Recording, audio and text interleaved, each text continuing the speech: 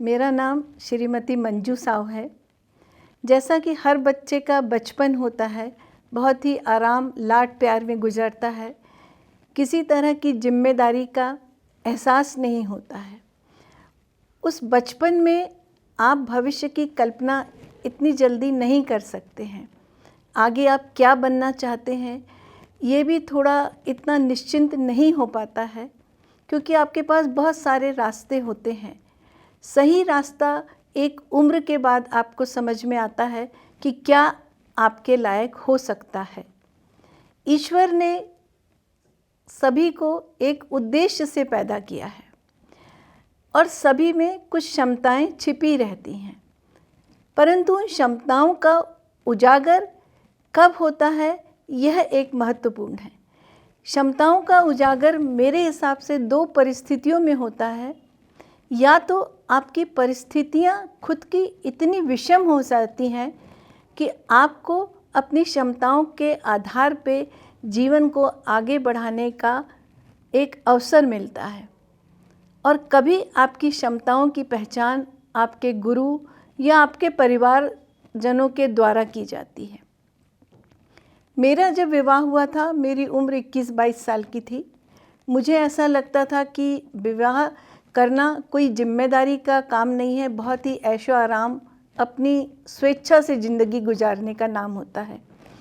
मैं शादी के बाद 4 दिन में चेन्नई चली गई थी, जहाँ पूर्ण तरह से स्वतंत्र थी।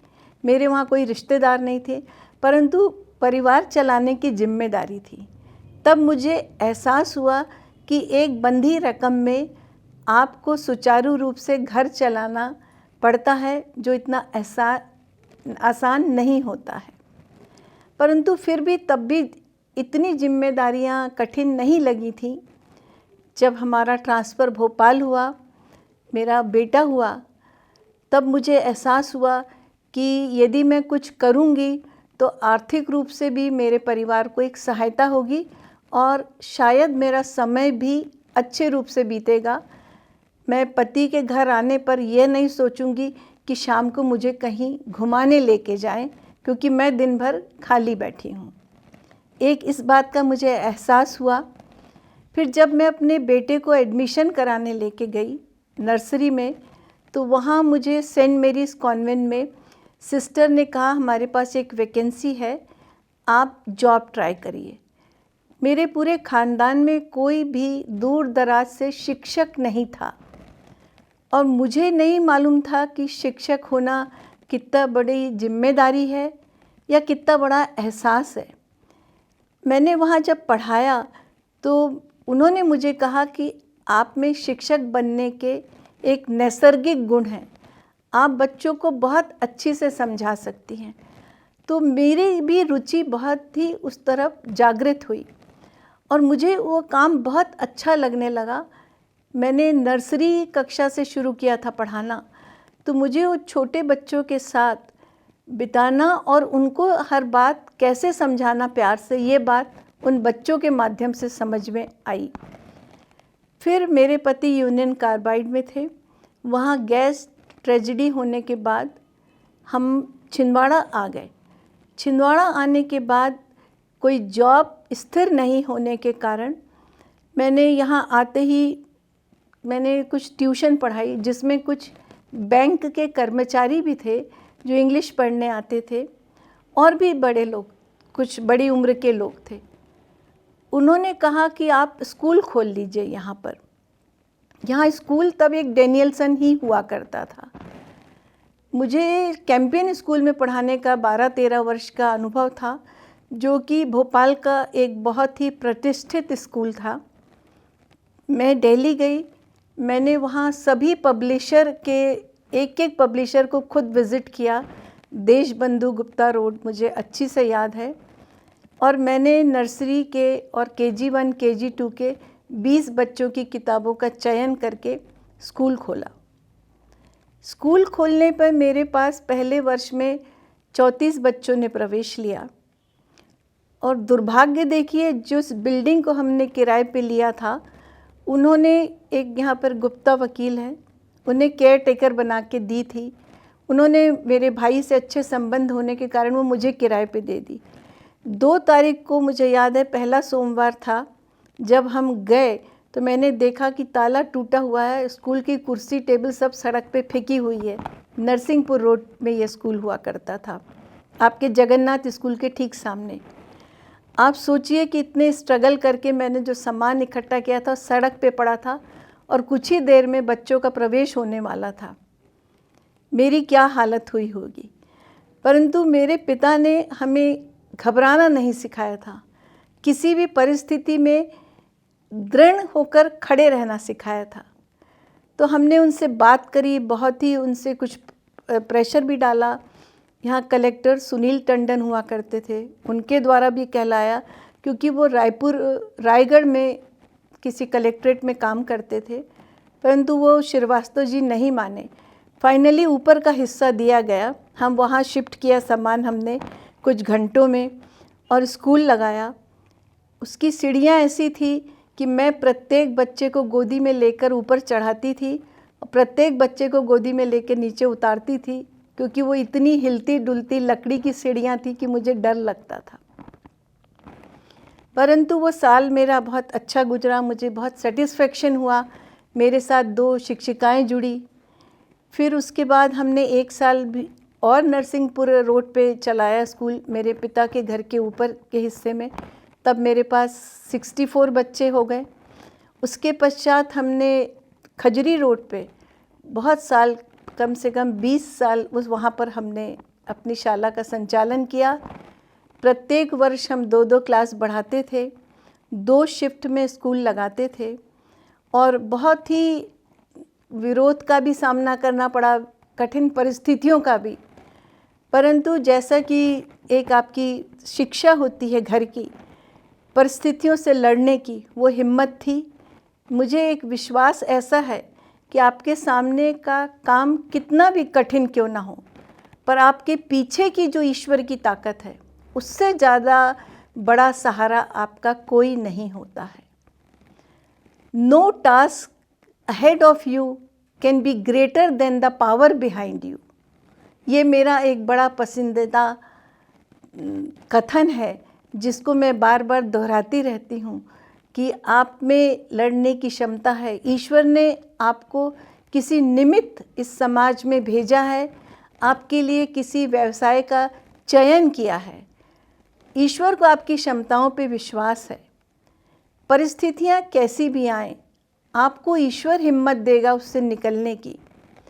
हाँ, परिवार का साथ रहा। मैंने आगे भी पढ़ाई शादी के बाद करी, जिसमें मेरे पति का बहुत सहयोग रहा। मैंने एमएड अपनी नौकरी स्कूल इस्टेब्लिश करने के बाद किया। 2 बच्चे मेरे बाहर पढ़ते थे, तो मेरे पति ने उसमें बहुत साथ दिया, कभी कभी मुझे पढ़ाते भी थे। तो मेरे को परिवार का साथ मिला।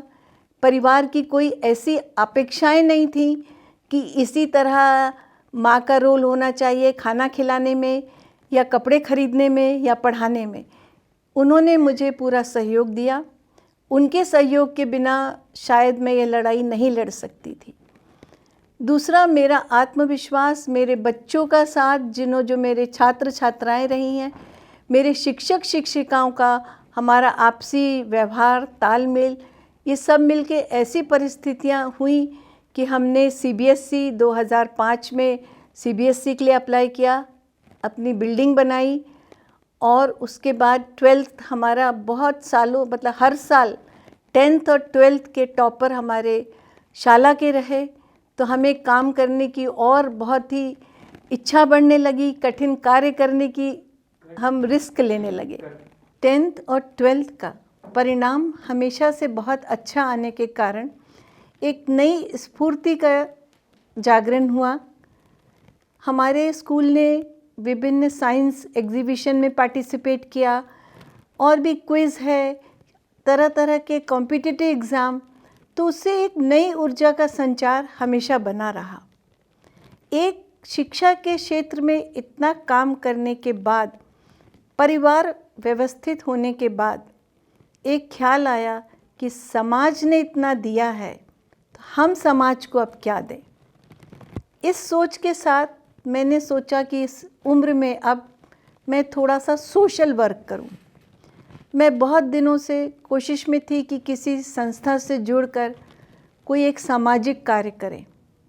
मेरी रुचि थी कि उन महिलाओं को शिक्षित करना, ना ही केवल कोई डिग्री हासिल करने वाली शिक्षा, बल्कि कोई व्यवसाय स्किल जिसको एजुकेशन बोलते हैं, उस शिक्षा के प्रति उनका रुझान पैदा करना और उनको वैसी शिक्षा प्रदान करने की कोशिश करना। दूसरा, मैं एक एरिया चाहती थी स्वास्थ्य संबंधित। महिलाएं बहुत ही कमज़ोर होती हैं, एनीमिक होती हैं, ठीक से खाना नहीं खाती हैं, तो उन्हें ये एहसास कराना कि आप एक मजबूत परिवार की आधारशिला हैं। आप कमज़ोर रहेंगी तो आपका परिवार कमज़ोर रहेगा। मैं चाहती हूँ कि हर महिला को उसका परिवार सम्मान की दृष्टि से देखे। परिवार सम्मान की दृष्टि से देखेगा तो हर बच्चा अपनी माँ को भी सम्मान देगा। इस धारणा को मैं गांव-गांव तक पहुंचाना चाहती हूं। मेरे को याद है, मैं खापाभाट गांव में सरपंच जी के घर गई थी कि मैं यहाँ बच्चों को इंग्लिश पढ़ा दिया करूँगी, आप मुझे एक कमरा दे दीजिए अपना। उन्होंने स्वीकार कर लिया और सहर्ष एक कमरा दिया। आप विश्वास नहीं करेंगे, कुछ दिन कुछ बच्चे आए, बाद में माताओं ने कहा ये पानी भरने जाएगा, ये लकड़ी लाने जाएगा, ये घर के काम में मदद करेगा। इस शिक्षा का क्या फ़ायदा जो रोज़गार नहीं दे सकता? क्या आप रोज़गार दिलाने की गारंटी लेती हैं तो हम ये काम नहीं करवाएंगे? उनके प्रश्न ने मुझे निरुत्तर कर दिया, क्योंकि मेरे पास सबको व्यवसाय देने की सुविधा नहीं थी। परंतु उनके इस प्रश्न से मुझे एक विचार आया कि क्यों हम शिक्षा को सिर्फ व्यवसाय से जोड़ें, क्यों ना हम एक ऐसा कार्य करें कि उन्हें आत्मसम्मान के साथ स्वयं का व्यवसाय करने की हम प्रेरणा दें।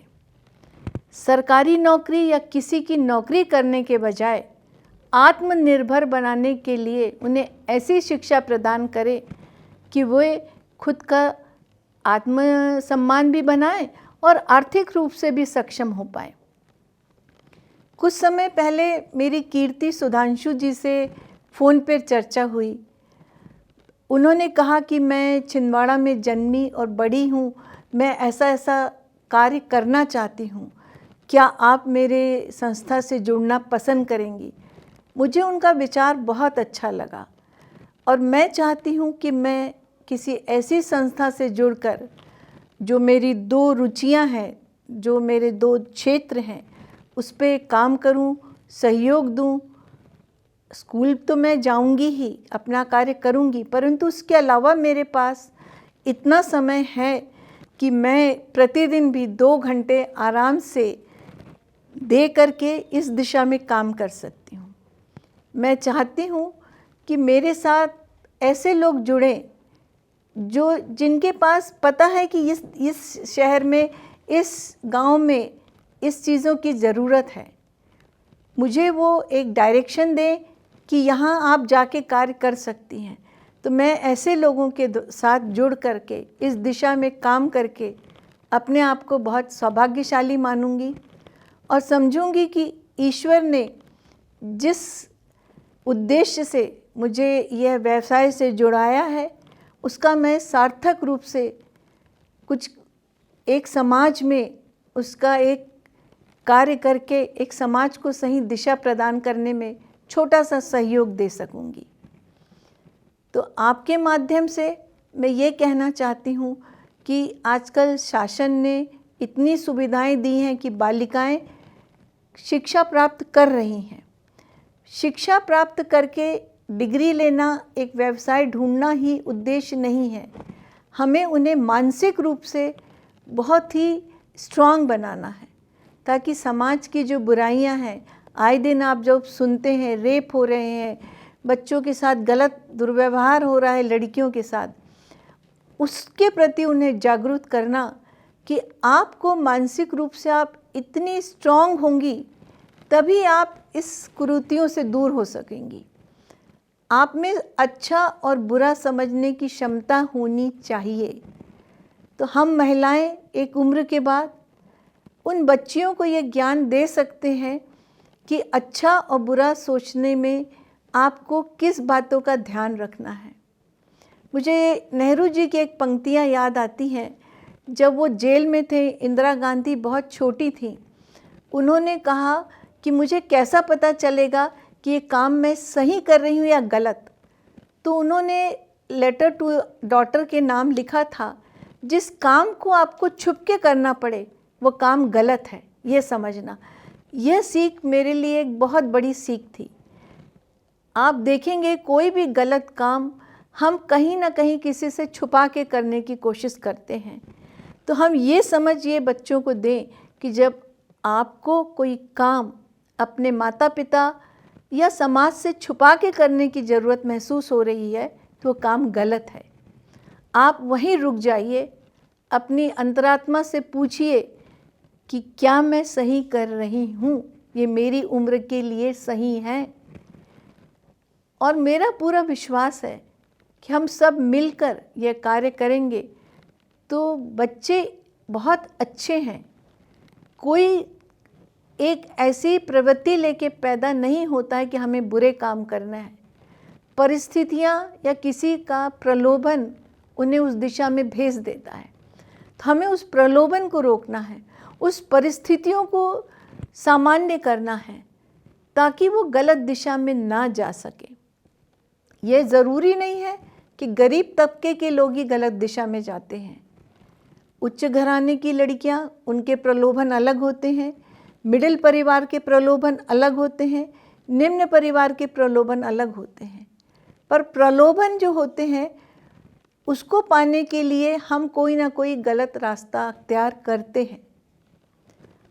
हमारी शिक्षा यहाँ ये भी होनी चाहिए कि आपके प्रलोभन आपकी स्थितियों के हिसाब से, आपकी उम्र के हिसाब से कितने जायज़ हैं, उनको आपके मन को आप कैसे स्थिर कर सकती हैं। जो आजकल योगा का बहुत प्रचलन हो रहा है वो भी शायद इसलिए कि मानसिक रूप से आप स्ट्रांग होइए। तो हम सब ये छोटी छोटी चीज़ें, योगा है, उनके अच्छे विचार हैं, अच्छी शिक्षा है, कोई प्रायोगिक उनको व्यवसाय दिला करके, इन सब चीज़ों के हम मिलके ये कार्य करें तो हम एक अच्छा समाज खड़ा कर सकते हैं। एक व्यक्ति नहीं कर सकता, परंतु एक एक बूंद मिलके ही समुद्र बनता है। हम सब इस बात का एहसास करें कि परिवार की जिम्मेदारियां ख़त्म करने के बाद जो हमारा जीवन है उसको सदुपयोग में लगाएं, अच्छे कार्य करें। मैं चाहती हूँ कि मैं अपने उम्र के इस पड़ाव में इस दिशा में काम करूँ और सुधांशु जी से के माध्यम से, उनकी टीम के माध्यम से इस कार्य को आगे बढ़ाने में मुझे और आसान रास्ता मिल जाएगा। यही सोच से मैं इस संस्था से जुड़ी हूँ और उनके साथ कार्य करना चाहती हूँ। नेत्रदान बहुत बड़ा है। अभी मैंने एक सेमिनार अटेंड किया था, तो हम लोगों को प्रेरित कर सकते हैं कि मृत्यु के बाद भी आपके कई अंग किसी के जीवन रक्षक बन सकते हैं, किसी को दृष्टि प्रदान कर सकते हैं। मेरी बहुत छोटी थी तो ये धारणा थी कि जो आई डोनेशन करते हैं तो मरने के बाद आंखें निकाल के 2 गड्ढे हो जाते हैं वहाँ पर, तो वो शव भी कितना कुरूप लगता होगा। जब मैं बड़ी हुई तो मुझे समझ में आया कि ऐसा कुछ नहीं होता है। तो हो सकता है मेरी जैसी धारणा बहुत लोगों को हो कि वो एक कॉर्निया निकालते हैं जिससे दूसरे को दृष्टि मिल सकती है। और कितनी खुशी की बात होगी कि आपके मरने के बाद भी आपके अंग किसी के जीवन रक्षक बन रहे हैं। तो ये दिशाएं मेरी सोच है, इस पे मैं काम करना चाहती हूँ और मैं बहुत आभारी हूँ ईश्वर की, अपने परिवार की, समाज की, कि उन्होंने मुझे स्वस्थ रखा है और इस कार्य को करने के लिए प्रेरित किया है।